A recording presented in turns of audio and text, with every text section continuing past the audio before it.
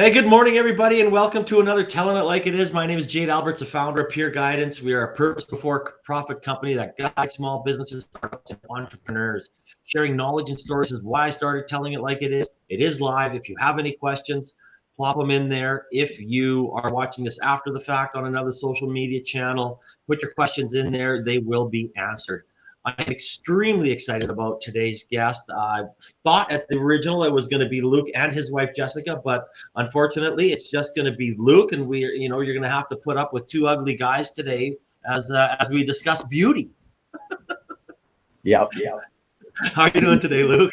I'm doing well. Thanks for having me on.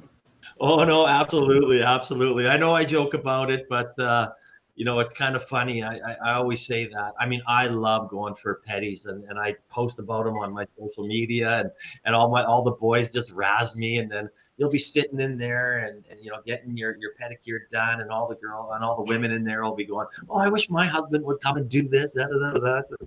It's like, yeah, nothing to be ashamed of. There's tons of guys. You'd be surprised how many guys I work with that you never would have expected get petties, and yeah, it's a new trend, and guys love it. You sit down, relax, have some self-care. I got my eyebrows threaded. I do a couple other things, a little bit of waxing, clean up my manscaping and stuff. So that's my the odd spray tan, that sort of thing. That I get razzed by the guys for that too. So whatever. Now, the good thing is we're comfortable enough to talk about it. Yeah. I know I am anyway. I haven't done the spray tan, but I'll tell you, as soon as I hit the lake, it's it's like 3 weeks of no clothes. Away we go. So I got a good tan. Yeah.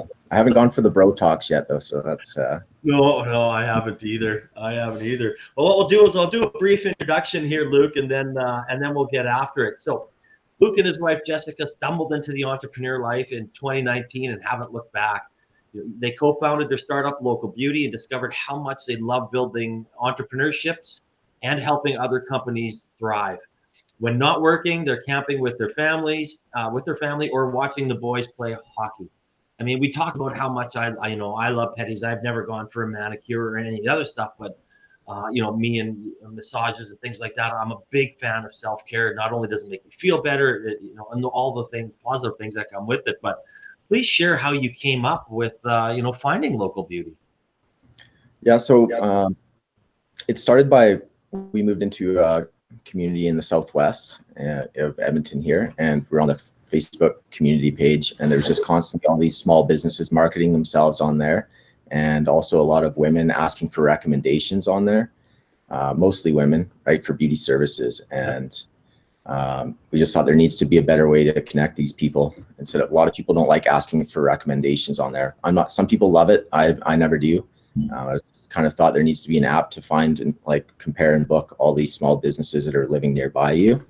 And then why did we choose beauty? Well, we choose beauty because it's a huge market and it's kind of ripe for disruption. There's no Airbnb, no big tech platform has come out really for beauty yet. And there's a lot of categories within beauty that make it a good market to start with. Kind of like how Amazon chose to start with books, because there's a lot of categories within books to start with. So that was and then also there's just a ton of individuals and small businesses. It's kind of like a lot of stay-at-home moms or women that do something out of their home, and then maybe they grow and go on to start a salon later on. But it just was a really good fit to start with. Yeah. No, I get that. So I mean, I used to have someone come in, and I know lots of our friends and even Kathy's friends will go to a local person, go to their home, they have it all set up. So I mean, did you just scour Facebook and things like that, or did you start doing some kind of local advertising to find the prospective solopreneurs or the home-based businesses that were out there? Yeah, just tons of cold emails, cold Kijiji emails, Facebook messaging, probably in the thousands. And that also led me to beauty, because I was going with personal trainers, kind of thinking anybody that does anything out of their home or a freelancer. And the most responsive ones were the beauty industry and related, also massage and stuff like that too. So a lot of Facebook messages, a lot of cold emails, door knocking. I was actually walking into nail salons and trying to get them to sign up, walking into hairdressers, trying to poach employees from places like First Choice or just any random, just to get some initial supply on the marketplace and get some mobile hairdressers and stuff like that. So yeah, a lot of that kind of, I guess, hard work to begin with to kind of get it off the ground and get some supply on there. So did you find that the brick and mortar people weren't as interested, and that's kind of why you focused more on on the solopreneur or the home-based business, or was that kind of the goal out of the get-go? That's more my vision to begin with, is just more about like getting rid of the middleman and kind of finding that efficiency and saving money for everybody. Like, it's the same, my idea is, whether it's a personal trainer or whether it's a hairstylist, it's the same stylist that's doing your hair at the salon that a lot of them are doing it out of their home, probably at a little bit of a cheaper price, and that that money's going directly to that person. You're saving a bit of money, maybe even time, because they live close to you. Kind of like Airbnb of beauty was kind of my thinking behind it. No, absolutely. I like that analogy. So why don't we talk about the app itself? So please share how how it works. Yeah, thanks. So basically, from a business point of view, you sign up, you list your business, you set up your profile, and in short, basically, for a really, really small price, I think we're charging $40 for an entire year.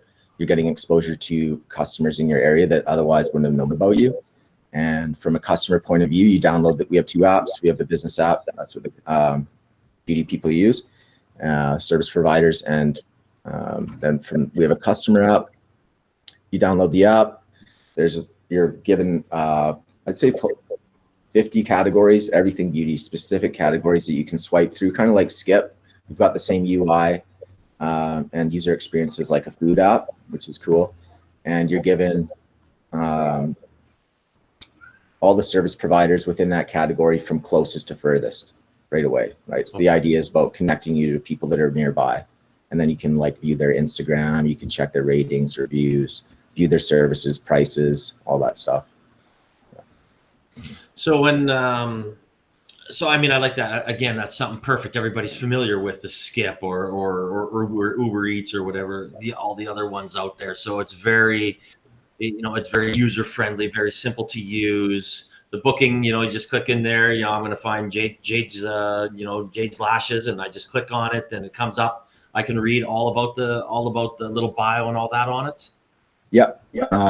So yeah, we really wanted it to basically mimic a food app, because that's just I don't know, everybody's familiar with it, and that's how I use kind of like the way that you'd swipe through burgers, whatever kind of category you're looking for. You'll swipe through, maybe you're looking for nails, hair, lashes, henna, whatever it is. Once you click on that category, like I said, you're listed all the service providers from closest to furthest. We're really focused on providing you with options nearby, and then you click on them. You can kind of look at their pictures, look at their prices, and then rate to their availability and payment processing, everything. Yeah. So a big thing that we found after doing a lot of interviews with customers is a lot of these smaller people, they don't list their prices, and they'll be like, DM me for your prices, which is really frustrating for people. It's like, so we're all about basically putting your services, pictures, prices right on there. You don't have to call them, DM them for your prices. No, I think that's a very good point. I mean, I never really thought of that, because again, if I don't see a price, I'm on to the next one. Like, I'm just like, put it out there. Yeah. I'm not looking to say, if I want to save a buck, then, if that's my goal, then great. I want to know it. But if I just want to support local and someone's home-based business, like, well, if I'm going to spend $5 more, I'm fine with that. I just want to know. Yeah. And I mean, and some people are like, it's totally different. Kind of our customer, a lot of the younger people they want to get their lashes done at a really affordable price. And so it's about saving money and getting that service done. And then other people are more about like, the quality is the most important, and the certifications and all that stuff. So we kind of want to cater to everybody on there. But yeah, for sure. We definitely find that the older generations obviously have more money. they're not too worried about saving $5, $10, $20, what $50 on some services, whatever it may be. But the younger crowd, money's a lot more important to them, and affordability is huge. So we're also trying to really go after that. Yeah, we have ad banners for like weekly deals and stuff like that too. That's interesting. You brought up a point there that I never thought. Who are you? Are you doing that? In that 16 to 21 range, or are you 25 plus? Like where, or is it a really a 50% mixture? It's definitely the younger. I'd say probably 16 to 21, and then also I'd say right up to about 35. A lot of dog moms, which is funny. We did like a whole bunch of looked at a lot of the people that have signed up on our platform, and a lot of them are dog moms. A lot of just busy moms, but one thing that we'd like to change is, for moms, Jessica especially, like it's hard to find that time and money. Maybe your kind of beauty and self-care kind of gets put on the back burner a little bit once you have kids. So that's also part of our vision is, making it affordable and accessible, right? Maybe you find a girl that's, right down the street from you who can, do your nails or your lashes, or you can go get a facial.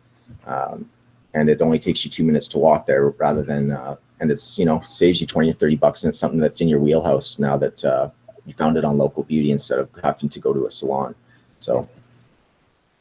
Yeah. I think about where we live in Calgary. I mean, I would never drive more than 5 minutes to get my pedi, right? Like it's, I'll walk in, there's like probably 15 with around here, and I don't even make an appointment. I just walk in.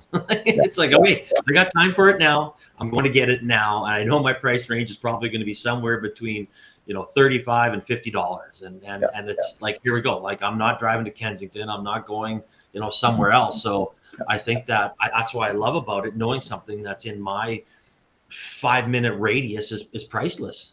Yeah. Well, some women, so for like, say, a hairstylist, you do that service like every 2 months, maybe 3 months, 1 month, 6 months, who knows, but people will be willing to drive across the city or even out of town for that. Right. But for these smaller services like waxing or laser or threading or nails or something that you do every week, every 2 weeks, and it doesn't really matter. The quality is not the most important. It's kind of just getting the job done. Yeah.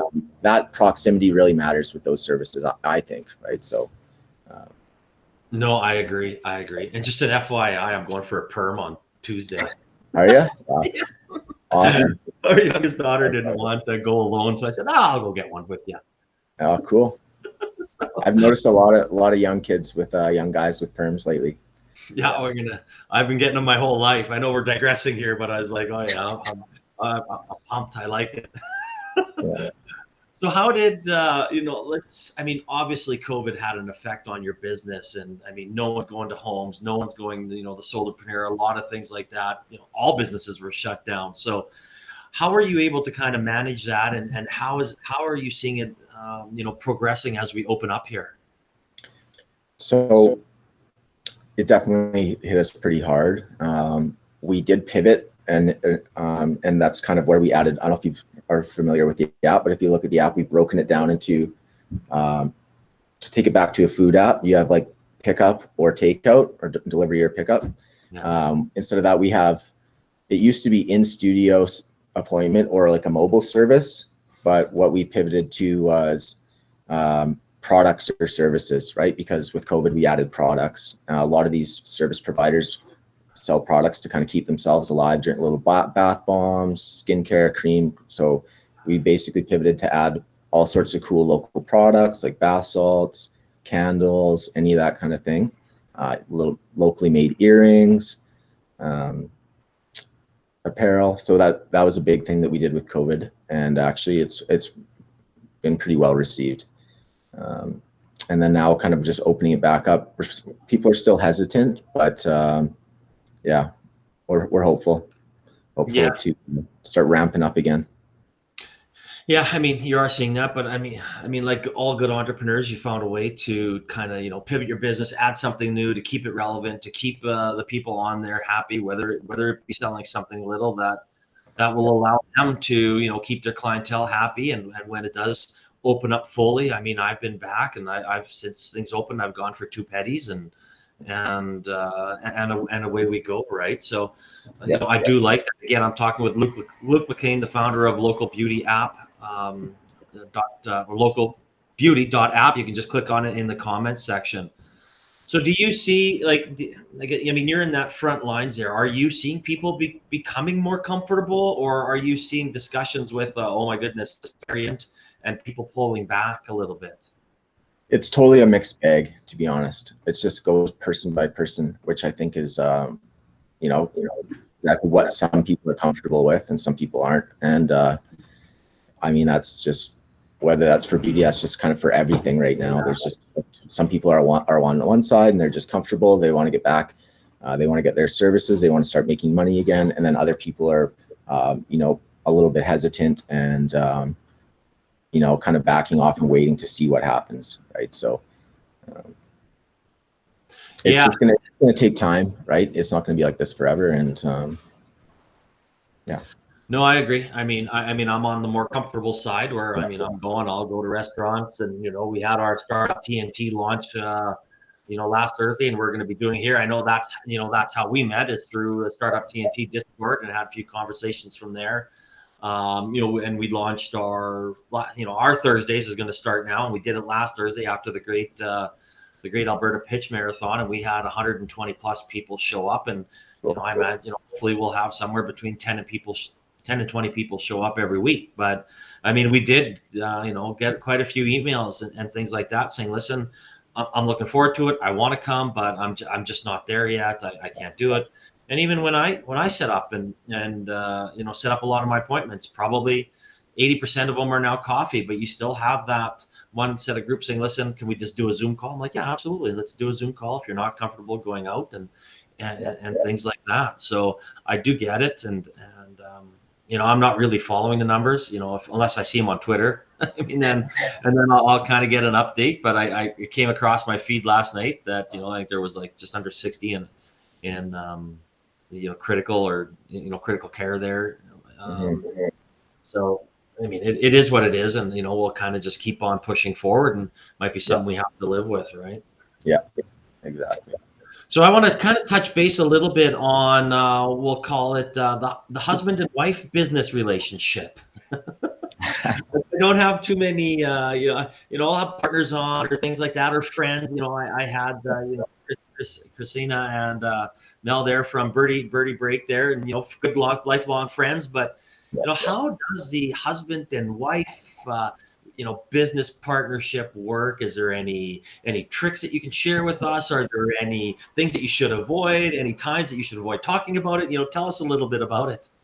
Yeah. It's an interesting dynamic for sure. It's challenging, but it's also, I think it's kind of like the two extremes. It's awesome because, when things are going good, or, when you're not in a heated exchange or whatever, you're both aligned on the same goal and the same passion, and you're passionate about what you're working together, and you kind of understand, and you're making the same sacrifices together for your family, for the business together, which is awesome. But then on the other side of things, it's, you can get a little bit carried away. You can forget about the line between like business and personal, and business and marriage gets mixed really easily. Especially for me, Jess is better at like shutting it off and being like, okay, I'm done. Stop. It'll be, we'll be laying in bed and she'll have to tell me like, stop talking to me about it right now. I need some time. I don't want to talk about it right now. So it's, I think it's most important just to, keep your priorities in check and keep everything in perspective, and, family's first. And that's number one. Without family and without the marriage comes first. Without that, then what are you doing it all for anyways, right? So no, absolutely. And one of my first guests on Telling It Like It Is, almost 4 years ago, was Dr. Dan McKinnon. He's a psychologist, and he's also an entrepreneur, but his practice is based on family businesses and how you separate the dinner table from the boardroom table. Okay. And there was, he had a lot of good points, a lot of good things, and it was probably my longest discussion. I think it went like 40 minutes because you get into that, and like you said, there's a lot of people are getting into business together, but they've never, we've got a great marriage, we've got a great family, but that throws in a whole new curveball. Yeah, it does. It's Yeah, I mean, it can be good. It's just, it's ups and downs. It's entrepreneurship like times two, because, you know, entrepreneurship's already ups and downs, but then you're doing it like with your life partner. So, yeah. Well, I get it, right? I know, right? Yeah. Again, I'm talking with Luke Mclean, founder of Local Beauty. Local Beauty app is the website. You can click on it, or just go straight to the the App Store or Google Play Store and get it there. Yeah. So I know, I mean, you've launched it. You've been doing it for a couple of years now. You've been punched in the face by COVID. You adapted, and now hope things are coming back and opening up, and people are using it again and feel comfortable. What's next for you guys? Couple things. What I mentioned is we're looking at changing the name. We've had a lot of feedback. The business providers love the name. We want to be more customer centric, and also kind of, so nothing's written in stone, but we're looking at changing a slight name change, and also kind of opening it up towards more self-care, not just beauty, self-care as well, because it's so important right now. And that's also some services that I love. I use, a lot of people use and need right now. And there's also a really good fit. There's a lot of those service providers that kind of fit that category of freelancers, home-based as well. So kind of opening it up to like more massage therapy, yoga, personal trainers, those people that offer those kind of in-home services. And then also expanding down to Calgary is kind of our next move on the radar. So looking at that as well. No, I do like that. I mean, I think that, in my opinion, if personal wellness falls, that all falls all right. I got a monthly massage at least. Like, when all the squash and sports I play, I really feel that I need it. My body needs it, right? Like same as my petties. It's probably maybe every 6 or so weeks that I get one. But all those types of things I think are important, and they go hand in hand, especially when it, I don't want to sound vain here, but I mean, because it's not to the outside world. It's like when I look good, I feel good, and I don't care if someone comes up to me and says you look like a clown. I was like, you know what? I like the way I look. I look good. I feel good, and I think that's the most important part of one of the steps in in positive mental wellness. Yeah, something. I don't know if it's something about obviously the way you look, you feel better. Also, just kind of the personal self-respect that you give to yourself, taking that time to work on yourself. And like I was getting pretty scruffy there last week, and just went for a haircut, beard trim, clean myself up a little bit, and just it's amazing how much better you feel. So yeah, we definitely want to roll into that personal wellness, and beauty is self-care as well, right? So yes. 100%. Yeah, I agree. I think it's all part and parcel. I think that's a good move. And again, I mean, I'm looking forward to you expanding down to Calgary. Your kind of next step. That'll be exciting. Yeah, cool. No, absolutely. Excellent. So the ambassadors down in Calgary are extra team members that we're looking for too. So we're always looking to expand our team. That's what we need right now. Nice. You know what, we've got I think it'll roll out quite nicely here. I mean, I've had mobile massage come in, and I've got lots of friends that are personal trainers as well that do it on their own. At one point, they had a brick and mortar store or location, and they're like, screw this. Like, I'm not going to spend X amount of thousands of dollars a month on it. I can just do it on my own and do this and do that. So, and some of them actually closed during COVID, and when they launched back here, they did it as mobile. And we got to use that to our advantage, because a lot of people that, instead of taking on that risk of the the big lease payment, now I think a lot of people are going to be looking to do exactly that, just what you said, kind of work out of their home, drop their overhead down, and maybe provide a little bit of a cheaper price to their customers. And yeah, I agree. I think it's a good thing. No, absolutely. Again, I'm talking with Luke, the founder of Local Beauty. Just click on the comment section or download their app in Google Play and the Apple Store. So, as we conclude here, you've kind of run the gauntlet here. You're, a relatively new entrepreneur, and especially with COVID, which is outside. It's just outside your means. No one can say, oh yeah, and I'm starting a business now. In a year, I'm not going to be able to operate it because of something that's totally out of my act of God type thing. So If you had one piece of advice for a small business startup or entrepreneur, Luke, what would that be? It would be do work on solving a problem that you're really passionate about and that you really care about. Because so for me, it may not, yes, I like beauty, but what I really care about is empowering individuals and like connecting communities is the greater vision, helping these, everyday people serve and support their community. So that's really the big thing that I really care about. And I think it's just important to work on a problem that you actually care about, because when things get tough, it'll help you persevere. Whereas if it's something that you're kind of just chasing money or, quick success, it's, as soon as you hit some major roadblocks, you'll probably fizzle out. No, I like that. I mean, I agree, right? Passion drives, and in not all cases, I mean, but in most cases, passion drives. I mean, I wouldn't be doing Pure Guidance if I didn't really want to help entrepreneurs, right? Even when we owned Nathan's Famous Hot Dogs, I mean, I loved hot dogs, right? So it was something that, hey, it would be different if I was, selling something else or trying to start something else that I didn't believe in and didn't, or had to force myself to believe in. So I love that advice, and thank you for sharing that. Awesome. No, thanks for having me on, Jade. and I love it. Thanks. I always enjoy our discussions, and I really appreciate you taking time out of your busy schedule to spend 30 minutes with us, share your story, share your knowledge, and I always look forward to our next conversation. So thanks again, Luke. Awesome. And thanks everybody for joining, and enjoy the rest of your Wednesday, and we will see you next week. Have a good day. All right. Bye-bye.